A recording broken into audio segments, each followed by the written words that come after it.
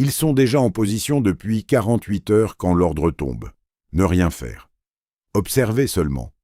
Même si la cible est là, parfaitement exposée. Le message est bref, presque froid. Il ne laisse aucune place à l'interprétation. Pourtant, sur le terrain, il ne correspond pas à la réalité. La cible est visible, identifiable, vulnérable. Dans n'importe quelle autre opération, c'est le moment exact où l'on agit. Mais ici, personne ne bouge. L'équipe appartient au Special Air Service, le Special Air Service, une unité britannique connue pour opérer dans des conditions où la précision compte plus que la vitesse. Ce ne sont pas des soldats envoyés pour réagir. Ce sont des opérateurs entraînés à attendre.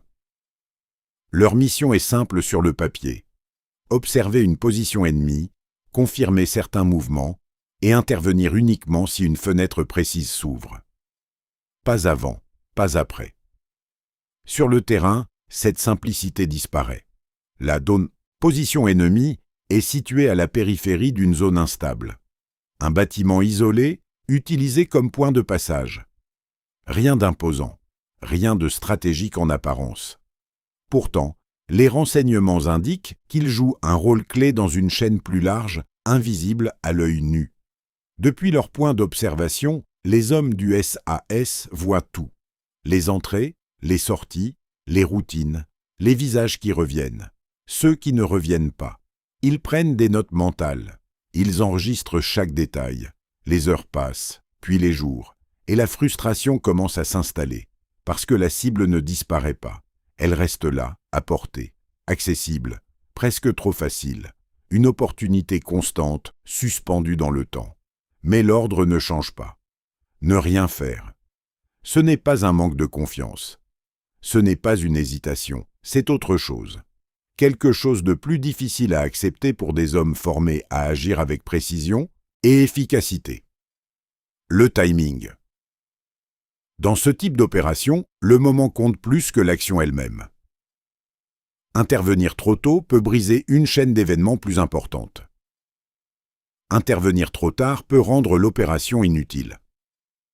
Alors, ils attendent. Ils observent les mêmes mouvements encore et encore, jusqu'à ce que chaque détail devienne familier. Jusqu'à ce que le comportement de la cible devienne presque prévisible. Mais quelque chose ne correspond pas. Certains déplacements ne suivent aucun schéma logique. Certaines présences sont trop brèves, trop discrètes, comme si la cible n'était qu'une partie d'un mécanisme plus large. Et c'est là que la mission change, sans que l'ordre soit officiellement modifié. Ce n'est plus une simple surveillance, c'est une attente stratégique. Une attente où chaque minute passée sans agir peut être plus importante qu'une action réussie. Dans le silence de leur position, une réalité commence à émerger. Ils ne sont peut-être pas là pour frapper la cible. Ils sont là pour comprendre pourquoi elle ne doit pas encore être touchée. Le troisième jour, un détail presque insignifiant attire l'attention. Un véhicule arrive plus tôt que d'habitude.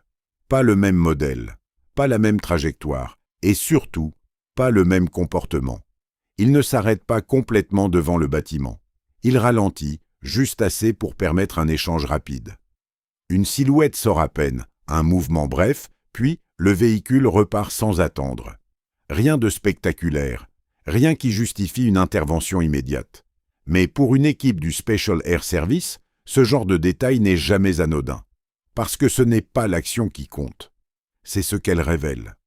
Jusqu'ici, la cible suivait une routine presque parfaite. Des horaires réguliers, des interactions répétitives. Une structure qui donnait l'impression d'un système stable, maîtrisé. Ce mouvement, lui, ne correspond à rien. Alors ils observent, plus attentivement, plus lentement, comme si chaque seconde devait être disséquée. Les opérateurs commencent à revoir mentalement les jours précédents. Les entrées, les sorties, les pauses, les silences. Et progressivement, une idée se forme. La cible n'est pas le centre du système. Elle est un point de passage. Un nœud discret dans une chaîne beaucoup plus large. Ce qui explique pourquoi l'ordre initial n'a jamais changé. Ne rien faire. Parce que frapper ici, maintenant, ne ferait que couper une branche visible tout en laissant le reste intact. Pire encore, cela pourrait alerter ceux qui restent invisibles. Et dans ce type d'environnement, l'invisible est toujours plus dangereux. Un des opérateurs note un autre détail. Les visages changent légèrement, mais jamais complètement. Certains individus apparaissent brièvement, puis disparaissent pendant des heures, voire des jours, comme s'ils n'étaient pas censés être vus, comme si leur présence devait rester marginale. Ce n'est pas un simple point de passage logistique, c'est un filtre, un endroit où les informations, les personnes ou les objets transitent, mais sans jamais s'arrêter suffisamment longtemps pour être clairement identifiés. Et c'est là que la tension change de nature. Ce n'est plus une frustration liée à l'inaction. C'est une compréhension progressive que l'action pourrait tout compromettre. Le silence devient alors une décision active. Chaque homme reste immobile, non pas par contrainte, mais parce que chaque mouvement inutile pourrait briser un équilibre fragile. Même un changement de position mal calculé pourrait être détecté. Et ici, être détecté ne signifie pas seulement échouer. Cela signifie disparaître, sans explication. Le 4e jour commence sans événement majeur. La routine reprend, presque rassurante. Les tailles, mêmes allées et venues, les mêmes gestes, les mêmes poses. Mais maintenant, il voit différemment. Ce qui semblait simple est devenu complexe. Ce qui semblait accessible est devenu intouchable. Et surtout, ce qui semblait être une cible ressemble de plus en plus à un piège. Un piège silencieux, patient, parfaitement intégré dans son environnement. Et quelque part, au-dessus d'eux, quelqu'un le sait déjà. C'est pour ça que l'ordre n'a jamais changé. Ne rien faire. Pour l'instant. Le 5e jour, la cible disparaît pendant exactement 37 minutes. Pas une absence longue, pas une évacuation. Juste un vide parfaitement mesuré. À l'instant précis où elle devrait être active, le bâtiment reste immobile. Aucune entrée, aucune sortie, aucun mouvement détectable. Puis, comme si rien ne s'était passé, tout reprend. Même rythme, même routine, même illusion de normalité. Pour une équipe du Special Air Service, ce genre d'interruption n'est jamais ignoré. Ce n'est pas un hasard. Ce n'est pas une erreur. C'est une fenêtre. Mais une fenêtre vers quoi? C'est toute la question. Les opérateurs analysent ce moment en silence. Chacun reconstruit mentalement la séquence. L'heure exacte, la position du soleil, les angles morts, les variations sonores. Parce que parfois, ce qui ne se voit pas est plus important que ce qui est visible. Et ici, ce qui ne se voit pas commence à prendre du poids. Un des hommes remarque quelque chose d'étrange. Pendant ces 37 minutes, une activité secondaire augmente à distance. Des mouvements discrets, en périphérie, hors du champ direct du bâtiment. Comme si l'attention devait être détournée. Comme si le point principal cessait volontairement d'être le centre, pour que quelque chose d'autre puisse exister sans être observé. Ce n'est pas une coïncidence. C'est une synchronisation. Et soudain, la mission change encore de dimension. Jusqu'ici, il pensait observer un point de passage. Un relais. Un élément dans une chaîne. Mais cette interruption révèle autre chose. La cible n'est pas seulement un nœud, elle est un écran. Un élément conçu pour attirer, structurer et contrôler l'attention. Et pendant que tout le regard est fixé sur elle, autre chose se déplace ailleurs. C'est une logique ancienne mais redoutablement efficace. Créer un centre visible, pour protéger ce qui ne doit jamais être vu. À ce moment précis, intervenir sur la cible devient plus qu'une erreur. Cela devient exactement ce que l'adversaire pourrait attendre. Un des opérateurs formule l'idée à voix basse, presque comme une constatation. Si on frappe ici, on valide leur système. Personne ne répond, parce que personne n'a besoin de répondre. La compréhension est déjà partagée. Ce n'est plus une mission d'observation classique. C'est une lecture d'architecture invisible. Chaque détail, chaque absence, chaque anomalie construit une image qui ne peut pas être vue directement.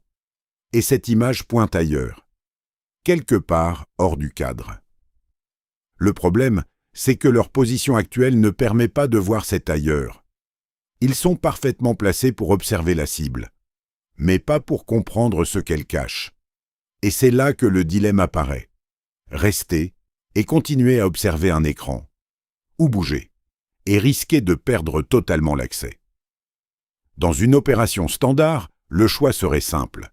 Mais ici, rien ne l'est, parce que le moindre mouvement pourrait déclencher une réaction en chaîne, une alerte invisible, une disparition immédiate de toute activité. Et alors, tout ce qu'ils ont observé pendant des jours n'aurait plus aucune valeur. Le silence s'installe à nouveau, mais cette fois, il est différent. Ce n'est plus l'attente. C'est une prise de conscience. Ils ne sont pas en train de manquer une opportunité. Ils sont en train d'éviter un piège, qu'ils commencent seulement à comprendre. Le 6e jour, un nouveau message arrive. Plus long que les précédents, plus précis, et surtout, plus dérangeant. Aucun changement de position. Aucune intervention autorisée, mais une instruction supplémentaire, élargir l'observation. Pas vers la cible, autour d'elle. Ce détail en apparence simple modifie toute la lecture de la mission. Jusqu'ici, tout était centré sur un point fixe. Un bâtiment, des routines, des visages. Une structure claire, presque confortable à analyser. Maintenant, ce point devient secondaire. L'équipe du Special Air Service ajuste discrètement son regard. Pas de mouvement brusque. Pas de repositionnement visible. Juste une attention différente. Plus large, plus diffuse. Et immédiatement, quelque chose apparaît. Des micro-mouvements à la limite de la perception. Des présences qui ne restent jamais assez longtemps pour être identifiées. Des trajectoires qui ne mènent nulle part, du moins en apparence. Ce ne sont pas des acteurs principaux. Ce sont des fragments. Un individu qui traverse une rue sans jamais regarder le bâtiment. Un autre qui s'arrête trop brièvement à un angle précis. Un troisième qui disparaît derrière une structure, puis réapparaît plus loin, comme s'il n'avait jamais été là. Pris séparément, ces éléments ne signifient rien. Mais ensemble, ils dessinent une logique, une circulation invisible. Ce n'est pas un flux continu, ce n'est pas organisé de manière évidente. Au contraire, tout semble conçu pour éviter toute lecture globale. Et pourtant, une structure existe, une structure qui ne dépend pas de la cible, mais qui s'articule autour d'elle. C'est là que la compréhension s'approfondit. La cible n'est pas seulement un écran, elle est un point d'ancrage. Un repère fixe, stable, visible, autour duquel tout le reste peut rester instable et discret. Sans ce point, les mouvements périphériques deviendraient incohérents. Avec lui, ils prennent un sens. Un des opérateurs commence à tracer mentalement des connexions, pas des lignes physiques, des séquences, des timings, des correspondances. Et une hypothèse émerge.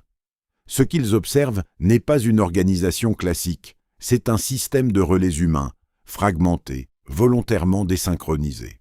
Chaque individu ne connaît qu'une partie du système. Chaque mouvement est isolé. Aucune vue d'ensemble, ce qui rend l'ensemble presque impossible à neutraliser par une action unique. Et soudain, l'ordre initial prend une autre dimension. Ne rien faire. Ce n'était pas une contrainte. C'était une protection. Intervenir trop tôt aurait détruit la seule chose qui permet de comprendre ce système. Le temps. Le temps révèle les connexions. Le temps expose les incohérences. Le temps transforme le chaos apparent en structure lisible. Mais le temps a aussi un coût. Plus ils observent, plus ils s'exposent. Même immobiles, même silencieux, leur présence n'est jamais totalement invisible.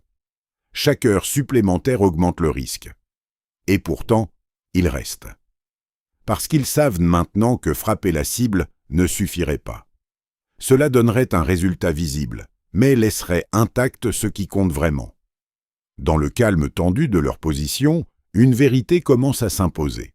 Ils ne sont pas là pour neutraliser un point. Ils sont là pour révéler un système que personne ne voit encore.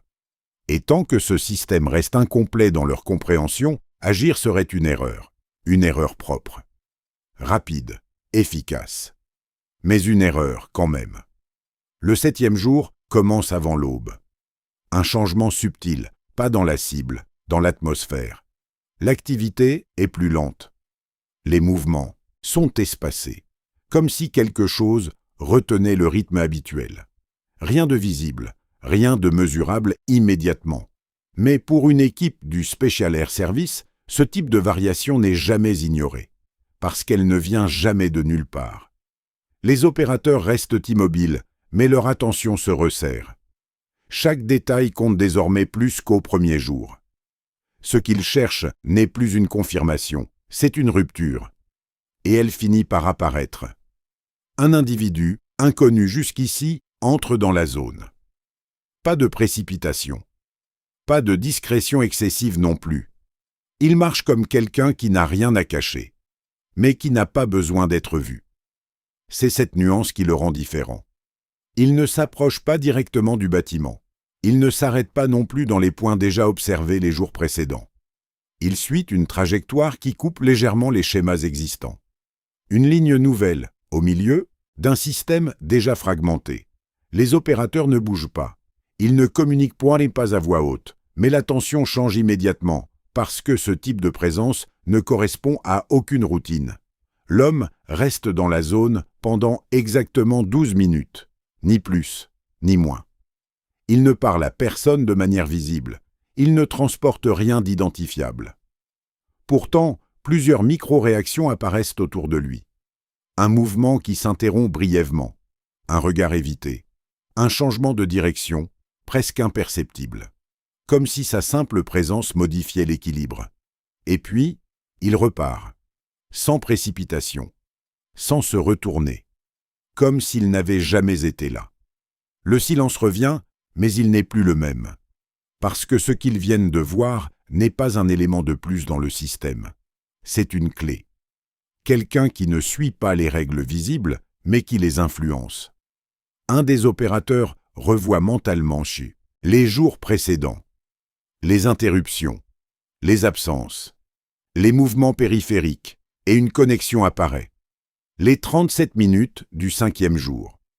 L'activité décalée, les micro-présences. Tout semble converger vers une logique unique. Ce système n'est pas seulement fragmenté.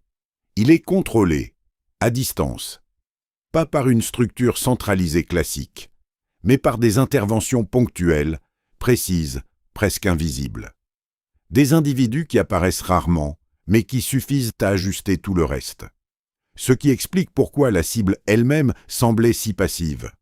Elle n'est pas active, elle est activée, et cela change tout, parce que neutraliser la cible ne stopperait rien. Le système continuerait. Il s'adapterait, il se reconfigurerait ailleurs. La vraie question devient alors différente. Qui contrôle ces ajustements? Et surtout, quand interviennent-ils? Le timing, encore lui. Mais cette fois, il ne s'agit plus de choisir le bon moment pour agir. Il s'agit de comprendre le moment où le système devient vulnérable. Et ce moment n'est peut-être pas lié à la cible. Dans leur position, immobile depuis des jours, les opérateurs commencent à réaliser quelque chose de plus profond. Ils n'attendent pas une opportunité. Ils attendent une erreur. Une seule. Et dans un système aussi précis, une erreur ne dure jamais longtemps.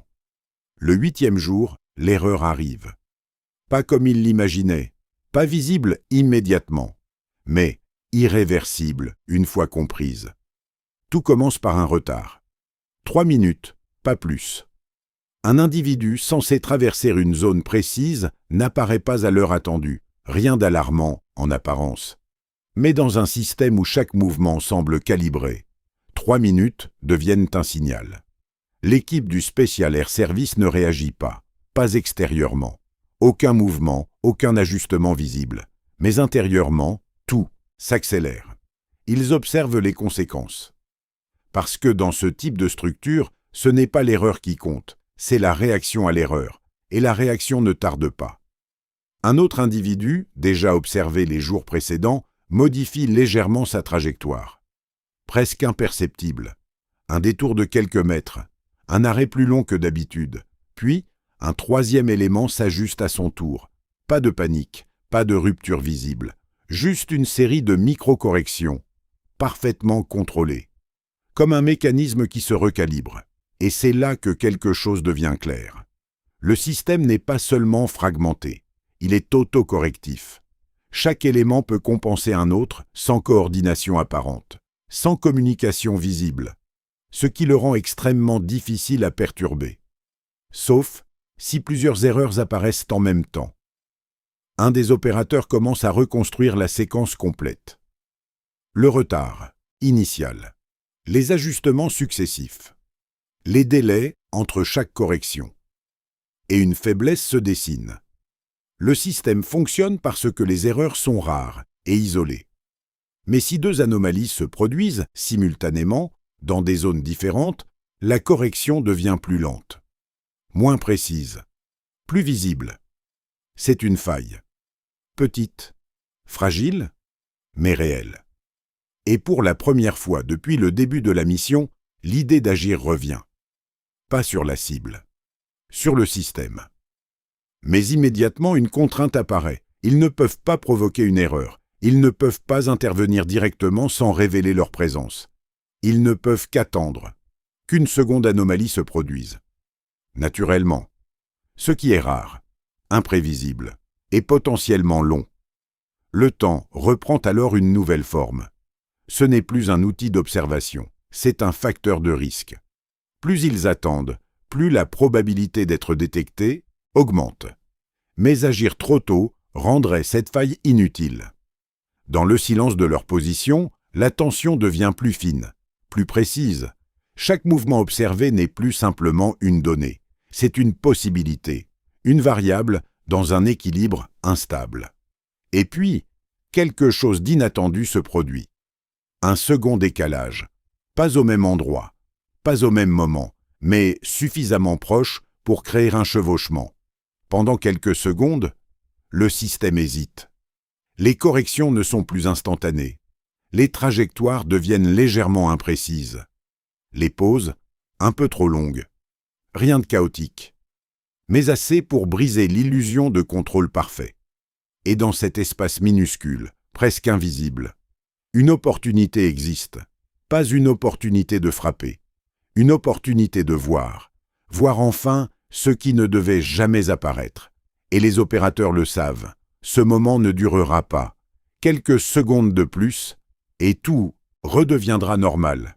Sauf s'ils comprennent maintenant. Sauf s'ils lisent correctement ce que le système essaie désespérément de cacher. Le chevauchement ne dure que quelques secondes, puis tout revient à la normale. Trop vite, presque intentionnellement. Mais c'est suffisant. Pendant cette brève désynchronisation, quelque chose apparaît. Pas clairement, pas entièrement, mais assez pour exister. Un mouvement qui ne correspond à aucun des schémas observés. Un déplacement plus direct, moins fragmenté. Comme si, pendant un instant, le système avait abandonné sa propre discrétion. L'équipe du Special Air Service ne réagit pas immédiatement. Ils ne peuvent pas. Ce qu'ils ont vu n'est pas une confirmation. C'est une anomalie dans une anomalie. Mais ils la retiennent. Chaque opérateur reconstruit mentalement la séquence. Le point de départ, la direction, la durée et surtout la différence. Ce mouvement n'est pas conçu pour éviter d'être vu. Il est conçu pour être rapide. Ce qui signifie une chose simple. Quelque chose a dû être protégé ou déplacé. Pendant les secondes où le système ne pouvait plus maintenir sa structure habituelle, une priorité a émergé. Pas la discrétion, l'efficacité. Et c'est là que la compréhension franchit un nouveau seuil. Jusqu'ici, il pensait observer un réseau qui se cachait. Mais ce qu'il voit maintenant est plus précis. Un réseau qui choisit, ce qu'il laisse visible. La discrétion n'est pas constante, elle est appliquée. Ce qui signifie que certaines actions, à certains moments, sont considérées comme plus importantes que le risque d'exposition. Et ces moments sont rares, mais quand ils apparaissent, ils révèlent l'essentiel. Un des opérateurs ajuste légèrement son observation sans bouger réellement. Juste un changement d'angle dans son attention, et une correspondance apparaît. Le mouvement, rapide, ne part pas de la cible. Il la contourne, comme si la cible n'était plus nécessaire à cet instant précis, comme si elle n'était qu'un point de distraction temporaire. Cela confirme une hypothèse plus profonde. La cible n'est pas le cœur. Elle n'est même pas indispensable. Elle est remplaçable. Ce qui compte se trouve ailleurs. Et pour la première fois, cet ailleurs laisse une trace, faible, fugace, mais exploitable. Le problème, c'est que cette trace ne peut pas être suivie directement. Elle ne dure pas. Elle ne se répète pas. Elle n'obéit pas à un schéma stable. Elle apparaît uniquement quand le système est sous pression. Et cette pression ne peut pas être provoquée facilement. Dans le silence qui suit, une décision implicite se forme. Ils ne peuvent pas attendre une troisième anomalie. Ce serait trop risqué, trop lent. Mais ils ne peuvent pas agir non plus sans comprendre complètement. Alors, ils font ce que leur formation leur a appris à faire dans ce type de situation. Ils changent la question. Ce n'est plus « où est le centre ?» C'est « quand le centre devient-il visible ?» Et cette question change tout, parce qu'elle transforme le problème spatial en problème temporel. Ils ne cherchent plus un endroit, ils cherchent un moment précis où le système, même brièvement, est obligé de révéler ce qu'il protège. Et maintenant, ils savent que ce moment existe. Ils l'ont vu, même si ce n'était que quelques secondes, même si c'était presque invisible.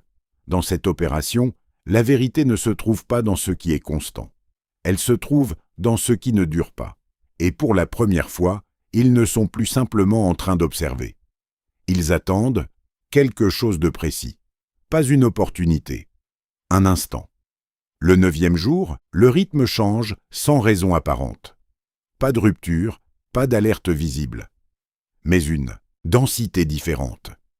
Les mouvements sont plus nombreux, plus rapprochés, comme si plusieurs séquences s'étaient superposées. Rien de chaotique, mais moins espacé, moins confortable à lire. Pour une équipe du Special Air Service, ce type de variation n'est pas une coïncidence, c'est une contrainte. Le système est sous pression. Pas une pression externe évidente. Aucun signe de menace directe, mais une accumulation. Une surcharge temporaire qui force les éléments à fonctionner plus vite avec moins de marge. Et quand la marge disparaît, les priorités changent. Les opérateurs ne cherchent plus à comprendre chaque mouvement. Ce serait impossible. Trop d'informations, trop peu de temps. Ils simplifient, ils isolent ce qui ne devrait pas être affecté par cette accélération. Parce que dans un système sous contrainte, certaines choses peuvent se dégrader, mais d'autres restent stables. Et ce sont ces éléments stables qui révèlent le plus. La cible, elle, reste identique. Même rythme, même apparence, même fonction, comme si elle était protégée du reste, comme si elle n'était pas concernée par cette surcharge. Ce détail confirme ce qu'ils soupçonnèrent déjà. La cible n'est pas connectée au système de la même manière que les autres éléments. Elle est une façade, un point fixe maintenu stable pour masquer l'instabilité autour. Mais aujourd'hui, cette stabilité devient suspecte, parce que tout le reste change. Et quand tout change sauf un élément, cet élément devient visible autrement. Un des opérateurs commence à recalculer les timings, pas à la seconde près, pas avec des outils, juste avec l'expérience, les intervalles entre les mouvements, les délais de réaction, les micro-pauses, et quelque chose émerge. Un rythme secondaire, plus profond, moins évident, mais constant. Ce rythme n'est pas lié aux individus visibles. Il traverse le système sans apparaître directement, comme une pulsation. Et c'est là que tout s'aligne. Les anomalies des jours précédents, les corrections, les apparitions ponctuelles. Tout semble synchronisé, non pas avec la cible, mais avec ce rythme invisible. Ce qui signifie que le système ne fonctionne pas seulement par réaction. Il suit une structure temporelle précise. Une structure qui dicte quand agir et quand rester invisible. Et soudain le problème devient clair. Ils ne peuvent pas voir le centre. Parce qu'ils regardent au mauvais moment. Le centre n'est pas un lieu. C'est un point dans le temps. Un moment où tout converge. Et ce moment approche. Pas parce qu'il le provoque, mais parce que le système sous pression commence à se rapprocher de ses propres limites. Les opérateurs ressentent ce changement sans pouvoir encore le définir complètement. Les marges se réduisent. Les corrections sont plus rapides, mais moins parfaites. Les trajectoires deviennent légèrement plus directes, comme si le système n'avait plus le luxe d'être totalement discret. Et dans cette compression, quelque chose doit céder. Un des hommes murmure à peine, comme une conclusion logique. Ils vont devoir prioriser. Personne ne répond, parce que la suite est évidente. Quand un système doit prioriser, il révèle ce qui compte vraiment. Pas volontairement, pas clairement, mais suffisamment pour être compris. Et cette compréhension ne dépend plus de la cible. Elle dépend du moment où le système sera obligé de choisir. Dans leur position, après des jours d'immobilité, les opérateurs ne cherchent plus une ouverture. Ils attendent une décision, pas la leur, celle de l'adversaire. Parce que dans ce type de réseau, ce n'est pas l'action qui trahit, c'est la priorité. Le 10e jour, la décision arrive. Pas annoncée, pas visible immédiatement, mais elle est là. Le rythme, déjà sous pression la veille, bascule légèrement. Pas un effondrement, pas une rupture, juste un glissement, suffisant pour changer la lecture. Certains mouvements disparaissent, d'autres deviennent plus directs, et surtout, certaines présences ne reviennent pas. L'équipe du Special Air Service observe sans bouger. Ils ne cherchent plus à suivre chaque détail. Ce serait inutile. Ils cherchent une seule chose, ce qui a été sacrifié. Parce qu'un système sous contrainte ne peut pas tout maintenir. Il doit choisir. Et ce choix laisse toujours une trace. Un opérateur identifie rapidement une absence. Un individu discret, présent de manière irrégulière les jours précédents, ne réapparaît pas. Rien d'évident. Rien d'alarmant. Mais dans ce contexte, l'absence devient un signal. Un autre détail suit. Une trajectoire, autrefois fragmentée, devient linéaire. Plus rapide, moins protégée. Comme si la discrétion n'était plus une priorité. Et c'est là que tout s'aligne. Le système n'est plus en train de cacher, il est en train de transférer.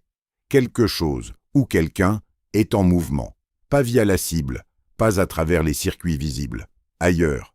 Et cette fois, ce « ailleurs » laisse plus qu'une trace. Il laisse une direction, fugace, mais cohérente. Les opérateurs reconstruisent de la séquence, les absences, les accélérations, les changements de trajectoire, et une ligne apparaît. Pas une ligne physique, une continuité logique, une route qui n'était pas censée exister. Tout converge vers un point extérieur à la zone observée. Un point jamais directement visible, jamais exposé, mais toujours impliqué. Et pour la première fois, ils peuvent le situer.